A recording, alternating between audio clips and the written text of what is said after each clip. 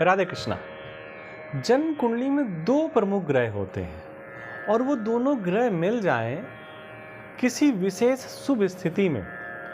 एक तो होता है कभी न कभी तो मिलेंगे मिलेंगे, लेकिन अगर कुंडली में वो बराबर एक जगह बैठे हों, एक 5-9 के संबंध से जुड़ रहे हों, तो वो व्यक्ति के जीवन में चमत्कार कर सकते हैं। और वो दो प्लैनेट हैं, गुरु और शनि।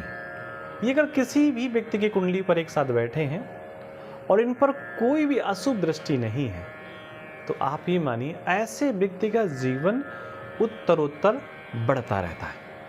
अब यहाँ पर एक प्रश्न उठता है, दशाओं की बात मैं कर रहा हूँ, कि जब किसी की गुरु की दशा चल रही होती है तो व्यक्ति अपने मन से प्रसन्न हो जाता है और सोचता है अब तो गुरु की दशा आ रही है, अब तो हम कुछ भी कर सकते हैं, हमारे जीवन में फ्रीडम है।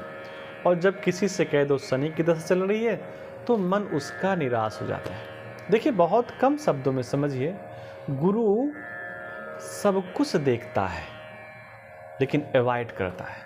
आप क्या सही कर रहे हैं, क्या गलत कर रहे हैं, गुरु आपको करने की अनुमति तो देता है, लेकिन गुरु प्लैनेट आपको रोकता नहीं है कि क्या आपको करना है और क्या नहीं है।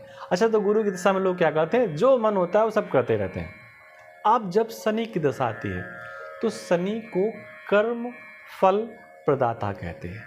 अब आपने जो भी कर्म किया है उसमें कितना सही है, कितना गलत है, कितना पॉजिटिव है, कितना नेगेटिव है, तो वो शनि क्या करेगा, आपकी पुरानी स्थितियों को ध्यान में रख कर के आपको फल प्रदान करेगा।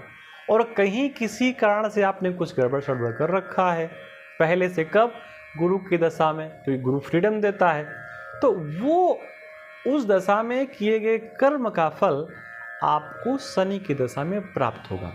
तो जब भी गुरु की दशा चल रही हो तो एक सावधानी व्यक्ति को जरूर रखनी चाहिए कि गुरु की फ्रीडम का मिसयूज कभी नहीं करना चाहिए, क्योंकि वो फ्रीडम तो दे रहा है आपको, लेकिन जब शनि की दशा आएगी तो सारे कर्मों का हिसाब होगा।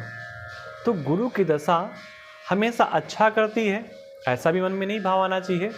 शनि की दशा हमेशा नकारात्मक करती है, ऐसा भी मन में भाव नहीं आना चाहिए। दोनों ग्रहों, अलग अलग ग्रहों के संयोग से अपने अपने फल समय समय पर प्रदान करते हैं।